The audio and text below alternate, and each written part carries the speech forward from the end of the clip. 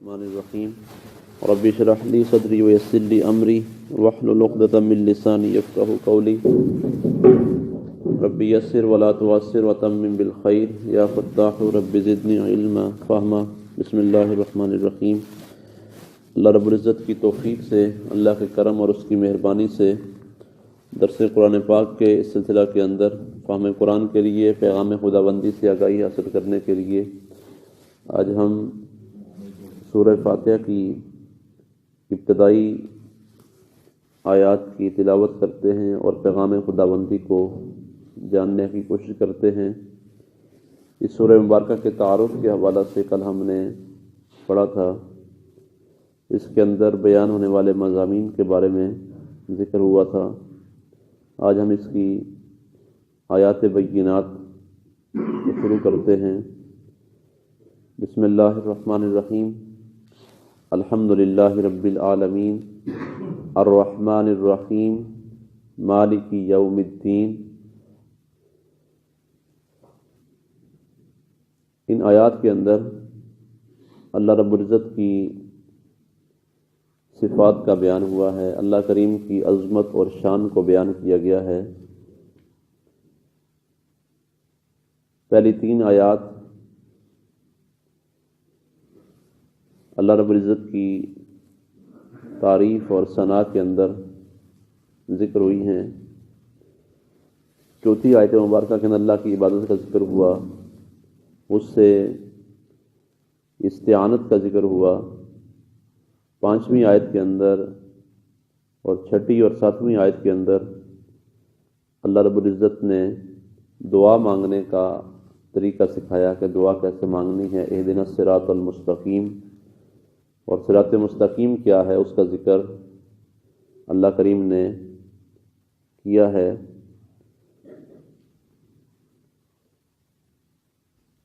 بسم اللہ الرحمن الرحیم۔ الحمد للہ رب العالمین۔ تمام تعریفیں اللہ کے لیے ہیں جو عالمین کا رب ہے۔ الحمد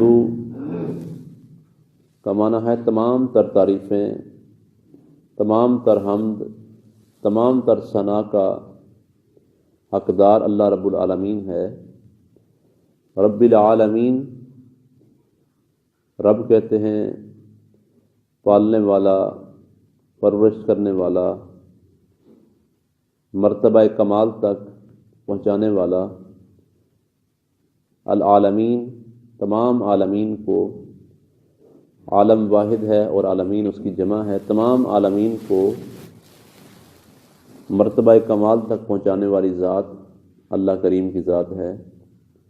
الرحمن، جو بہت زیادہ نہایت مہربان ہے۔ الرحیم، بہت زیادہ رحم کرنے والا ہے۔ مالک یوم الدین، مالک روز جزا کا مالک ہے۔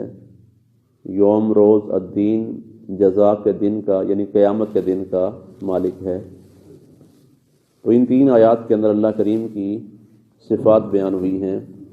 علماء کرام، مفسرین کرام نے اس کی تفسیر کے اندر اپنی اپنی تحقیق کا ذکر کیا ہے اور مختلف باتیں ذکر کی ہیں۔ الحمد کے اوپر جو الف لام لگا ہے، اس سے مراد ہے کہ تمام تر تعریف، تمام تر ثنا، تمام تر حمد اللہ رب العالمین کے لیے ہے۔ حمد کے بارے میں سرکار دو عالم صلی اللہ علیہ وسلم نے ارشاد فرمایا، اللہ کریم کو یہ بات پسند ہے کہ جب انسان کھائے تو اللہ کی حمد کرے، جب انسان پیے تو اللہ کی حمد کرے۔ حمد کے اندر شکر کا عنصر بھی پایا جا رہا ہے کہ انسان اللہ کی بارگاہ سے ملنے والی نعمتوں پر اس کا شکریہ ادا کرے۔ انسان اللہ کے انعام پر، اللہ کے نوازشات اور اس کی کرم نوازیوں پر اللہ کریم کی بارگاہ میں شکریہ بجا لائے۔ اللہ کریم کے لیے تمام تر حمد اور تمام تر شکر ہے، جس مالک نے انسان پر انعامات کیے۔ لفظ اللہ کا ذکر ہوا، للہ، اللہ کے لیے ہیں تمام تر تعریفیں۔ کائنات میں جس کی بھی تعریف ہو رہی ہے در حقیقت وہ اللہ کریم کی تعریف ہو رہی ہے، کیونکہ کائنات کی ہر شے کو بنانے والا اللہ کریم ہے، اور جب کسی شے کی ہم تعریف کرتے ہیں تو در حقیقت وہ خالق کائنات کی تعریف ہوتی ہے۔ اگر انسان آسمان کی تعریف کرتا ہے تو انسان کا ذہن اس طرف جاتا ہے کہ اس آسمان کو بغیر ستونوں کے بنانے والی ذات کون ہے؟ وہ اللہ کریم کی ذات ہے، تو یہ اللہ کریم کی تعریف ہے۔ اگر انسان سورج کی تعریف کرتا ہے تو سورج کو بنایا کس نے ہے؟ اللہ کریم نے ہے، تو یہ تعریف بھی اللہ کریم کی ہے۔ اگر انسان چاندنی کی تعریف کرتا ہے تو در حقیقت تعریف ہوتی ہے چاند کو بنانے والے کی۔ اسی طرح زمین کی تعریف ہے۔ جس چیز کی بھی تعریف انسان کرتا جائے گا تو در حقیقت وہ اس چیز کو بنانے والے کی تعریف ہوتی ہے کہ جس نے اس چیز کو اتنا خوبصورت اور اتنا پیارا بنایا ہے، وہ کون ہے؟ وہ اللہ کریم ہے، وہ خالق ہے، وہ انسان کا مالک ہے۔ انسان کو بنایا ہے تو کیسے پیارے انداز میں بنایا ہے، انسان کے سارے اعضاء کو سلامت بنایا ہے، کسی بھی عضو کو کسی بے ڈنگے انداز میں نہیں بنایا، بلکہ سارے اعضاء کو اپنے اپنے جگہ پر اور خوبصورت انداز میں انسان کی تخلیق فرمائی ہے۔ تو انسان کی تعریف بھی در حقیقت اللہ کریم کی تعریف ہے کہ جس نے انسان کو اتنا حسین انداز میں بنایا ہے۔ اللہ، لفظ اللہ کے بارے میں علماء کرام نے لکھا ہے کہ لفظ اللہ اس ذات عالی کا نام ہے کہ جو تمام کمال والی صفتوں کی مالک ہے۔ اللہ کریم کی ذات تمام کمال والی، تمام خوبیوں والی صفتوں کی مالک ہے اور جامع ہے۔ اس ذات کا نام ہے اللہ۔ اللہ، یہ اللہ کریم کا اسم ذاتی ہے، یہ کسی سے بنا نہیں ہے، بلکہ اللہ کا ذاتی اسم ہے، وصفی نہیں ہے۔ یہ اس کا صفاتی نام نہیں بلکہ اللہ کریم کا ذاتی نام ہے، اور جس کی مختلف معانی اور تعریفیں علماء نے، مفسرین کرام نے ذکر فرمائی ہیں۔ لفظ اللہ کا ایک معنی ہے عبادت کا مستحق، عبادت کا مستحق، اور اس کا ایک معنی ہے وہ ذات کہ جس کی معرفت سے عقلیں حیران ہوں، یعنی اللہ کی معرفت اور اس کی پہچان سے عقلیں حیران ہوتی ہیں۔ لفظ اللہ کا ایک معنی وہ ذات ہے کہ جس کی بارگاہ میں سکون حاصل ہوتا ہے انسان کو۔ جب انسان اللہ کی بارگاہ میں آتا ہے، اللہ کے ذکر میں مشغول ہوتا ہے، اللہ کی بارگاہ میں سجدہ ریز ہوتا ہے، اللہ کے کلام کو پڑھتا ہے، تو انسان کو سکون قلبی نصیب ہوتا ہے۔ تو فرمایا کہ اس سے مراد وہ ذات ہے کہ جس کی بارگاہ میں انسان کو ذہنی اور قلبی سکون ملتا ہے۔ اور اس کا ایک معنی علماء نے یہ لکھا ہے کہ وہ ذات کہ مصیبت کے وقت جس کی بارگاہ میں پناہ تلاش کی جائے، جب مصیبت آتی ہے تو انسان اس کی بارگاہ میں رجوع کرتا ہے، تو وہ ذات کہ مصیبت کے وقت، پریشانی کے وقت، تکلیف کے وقت، ہر مشکل کے وقت میں جس کی بارگاہ کے اندر پناہ تلاش کی جائے، وہ ذات اللہ ہے، وہ اللہ کی ذات ہے۔ تو تعریف جس کی جاتی ہے کہ اس کی دو وجہ سے تعریف کی جاتی ہے۔ جس کی ہم تعریف کرتے ہیں، ایک وجہ یہ ہوتی ہے کہ وہ ہر تعریف کا لائق ہوتا ہے اور خوبی اور کمال اس کے اندر موجود ہوتا ہے، اور وہ خوبی اور کمال کا مالک بھی ہوتا ہے، جس کی بنا پر اس کی تعریف کی جاتی ہے۔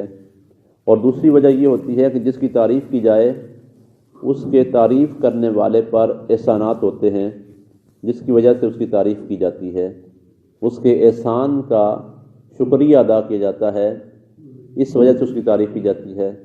تو اللہ کریم کی ذات ان دونوں حیثیتوں سے ہماری تعریف کے لائق، حقدار اور مستحق ہے کہ اللہ کریم ہر خوبی کا مالک ہے، ہر کمال کا مالک ہے، ہر عظمت کا مالک ہے، ہر شان کا مالک ہے، اور جس کو بھی کوئی خوبی ملی ہے، کوئی کمال ملا ہے، کوئی شان ملی ہے، کوئی مقام ملا ہے، تو اس نے عطا کیا ہے۔ ہر خوبی اور کمال کا مالک وہ ہے، اس وجہ سے اس کی تعریف کی جاتی ہے۔ اور دوسرا جو وجہ ہے وہ کہ جس تعریف کرنے والے پر اس کے احسانات ہوں۔ جب ہم اس نقطہ نظر سے دیکھتے ہیں تو اللہ کریم کے احسانات ہم پر اتنے زیادہ ہیں کہ جس کا ہم شمار نہیں کر سکتے۔ قرآن مقدس میں اللہ کریم نے ارشاد فرمایا وَإِن تَعُدُّوا نِعْمَتَ اللَّهِ لَا تُحْصُوهَا، اگر تم اللہ کی نعمتوں کو، اللہ کے احسانات کو گننا چاہو تو شمار نہیں کر سکتے۔ اتنے زیادہ اللہ کے انعامات اور احسانات ہیں، تو اللہ کریم کے ہم پر احسانات ہیں، تو ان احسانات کا شکریہ ادا کرتے ہوئے بھی ہمیں اللہ کی تعریف کرنی چاہیے، اور ہم اللہ کی تعریف کرتے ہیں۔ اللہ کریم اس بات کا حقدار ہے، اس بات کے لائق ہے کہ اس مالک کے ہم شکریہ ادا کریں اور اس کی حمد کریں۔ اور جو سب سے بڑا اللہ کا ہم پر کرم اور ہم پر مہربانی ہے کہ اللہ کریم نے ہمیں اشرف المخلوقات انسان بنایا ہے، ہمیں جانور نہیں بنایا، کوئی اور مخلوق نہیں بنایا، اللہ نے ہمیں اشرف المخلوقات انسان بنایا ہے۔ اور اس کے بعد اللہ کریم کا ہم پر اتنا احسان ہے کہ مالک نے ہمیں اپنے پیارے محبوب صلی اللہ علیہ وسلم کی امت میں شامل فرمایا ہے۔ اور یہ بھی اتنا بڑا احسان ہے کہ جس کا ہم شکریہ ادا نہیں کر سکتے، کہ ہم نے اللہ سے سوال تو نہیں کیا تھا کہ اللہ ہمیں اپنے محبوب کی امت میں شامل فرما دے، یہ تو اللہ کے نبی دعائیں کرتے رہے کہ یا اللہ ہمیں اپنے نبی کی امت میں شامل فرما دے۔ اور ہم کتنے بڑے اللہ کریم کا ہم پر اتنا احسان، اتنا انعام اور اتنا کرم ہے کہ اس مالک نے ہمیں اپنے پیارے حبیب صلی اللہ علیہ وسلم کی امت میں شامل فرما دیا۔ تو اللہ کے ہم پر کرم اتنے زیادہ ہیں، مہربانی اتنی زیادہ ہیں کہ ہم اللہ کی تعریف کریں، اللہ کی حمد کریں، اللہ کا شکر ادا کریں، لیکن پھر بھی ہم اللہ کا شکر ادا نہیں کر سکتے، اللہ کی بارگاہ میں حاضر نہیں ہوتے، اللہ کے اتنے احسانات کے ہوتے ہوئے بھی ہم اللہ کی بارگاہ میں حاضری کے لیے تیار نہیں ہیں۔ اللہ فرماتا ہے الحمدللہ رب العالمین، تمام تعریفیں اللہ کے لیے ہیں جو عالمین کا رب ہے۔ رب سے مراد ہے پروان چڑھانے والا، پرورش کرنے والا، اور اس کا معنی علماء نے مالک بھی لکھا ہے، سردار بھی لکھا ہے، کہ جو عالمین کا سردار ہے، عالمین کا مالک ہے۔ لیکن اللہ کریم ساری کائنات کو کیسے بناتا ہے، کیسے پرورش کرتا ہے ان کی، انسانوں کو دیکھ لیں، جانوروں کو دیکھ لیں، ہم اپنی پیدائش پر دیکھیں، غور کریں کہ اللہ کریم کسی لمحے ہمیں چھوڑتا نہیں ہے۔ پہلے انسان کا مادہ ہے وہ باپ کی پشت میں ہوتا ہے، پھر ماں کی رحم میں ہوتا ہے، یہ کون اس کو بتدریج پروان چڑھاتا ہے، پھر اس کے بعد ماں کے پیٹ میں ہے، پھر انسان کی پیدائش ہوتی ہے، پھر اللہ کریم اس انسان کو پالتا ہے، کیسے کہ انسان کی خوراک کا انتظام کرتا ہے اللہ کریم، پھر بچہ بڑا ہوتا ہے، پھر جوان ہوتا ہے، تو کسی لمحے اللہ کریم اس کو چھوڑتا نہیں ہے اور اس کی ضروریات اللہ کریم پوری کرتا ہے۔ اور مالک اس کے ذہن کے اندر جب بچہ پیدا ہوتا ہے تو بچے کو کون بتاتا ہے کہ دودھ پینا ہے، جب بچہ روتا ہے پھر دودھ پیتا ہے، پھر خاموشی اختیار کرتا ہے، تو یہ ساری چیزیں اس کے ذہن میں ڈالنے والا اللہ کریم ہے اور اس کو خوراک دینے والا اللہ کریم ہے۔ تو اللہ کریم ہی پروان چڑھانے والا ہے۔ ایسے ہی کائنات کی ہر شے کو مرتبہ کمال تک پہنچانے والا اور پروان چڑھانے والا اللہ رب العالمین ہے۔ درختوں کو پیدا کرتا ہے، پودوں کو پیدا کرتا ہے، پھر ان کو پروان چڑھاتا ہے، جانوروں کو پیدا کرتا ہے، پرندوں کو پیدا کرتا ہے، پھر ان کو آہستہ آہستہ پروان چڑھاتا ہے۔ تو فرمایا رب العالمین، جو عالمین کا رب ہے، صرف انسانوں کا رب نہیں ہے بلکہ عالمین کا، جس طرح ایک انسانوں کا عالم ہے، ایک حیوانوں کا عالم ہے، ایک جنات کا عالم ہے، ایک فرشتوں کا عالم ہے، چرند پرند کا عالم ہے، ایسے ہی کتنے ہزاروں عالم ہیں، اللہ کریم ان سب کو پروان چڑھانے والا ہے۔ فرمایا کہ وہی ذات تمام تر تعریف کے لائق ہے جو عالمین کا رب ہے اور عالمین کو پروان چڑھانے والا ہے۔ آگے اللہ کریم کی دوسری صفت کا بیان ہوا الرحمن، جو رحمان ہے نہایت مہربان ہے۔ علماء فرماتے ہیں کہ رحمان سے مراد ہے کہ اللہ کریم دنیا کے اندر اور آخرت کے اندر رحم کرنے والا ہے، یعنی بہت زیادہ رحم کرنے والا ہے، بہت زیادہ مہربان ہے، مبالغہ کا صیغہ ہے۔ اور الرحیم دوسری صفت بیان کی اللہ کریم کی کہ وہ مالک بہت زیادہ رحم کرنے والا ہے۔ کافروں پر رحم دنیا کے اندر ہے اور مسلمانوں پر بھی ہے، لیکن آخرت میں اللہ کریم صرف مسلمانوں پر مہربان ہوگا، کافروں پر نہیں ہوگا، کیونکہ انہوں نے کلمہ نہیں پڑھا ہے۔ تو دنیا کے اندر اس کی مہربانی اور رحمت عام ہے، اور آخرت میں اس کی مہربانی اور رحمت خاص ہوگی، وہ مسلمانوں کے لیے ہے، کلمہ پڑھنے والوں کے لیے ہے۔ مالک یوم الدین، جو روز جزا کا مالک ہے۔ مفسرین کرام نے اللہ کی مہربانی اور اس کے رحم کے بارے میں مختلف اس کی صفات کا اظہار جو ہوا ہے اس کے بارے میں ذکر کیا ہے۔ ایک واقعہ جو مختلف مفسرین نے لکھا ہے، حضرت ذوالنون مصری رحمۃ اللہ علیہ، آپ ایک مرتبہ دریا کے کنارے پر تھے کہ آپ نے دیکھا کہ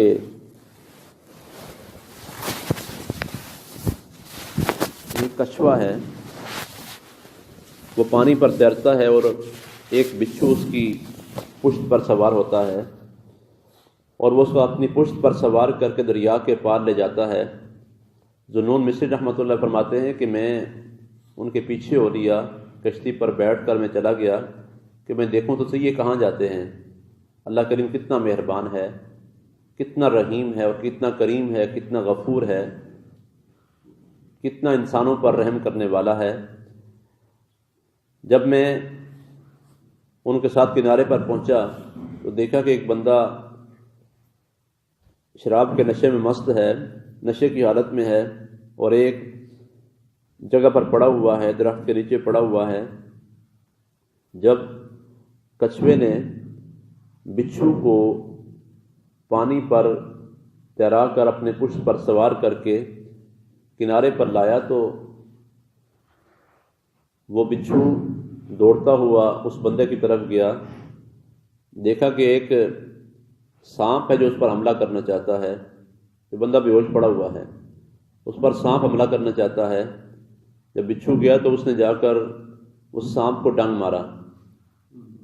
جب سانپ کو ڈنگ مارا تو سانپ اس کے زہر کی وجہ سے مر گیا۔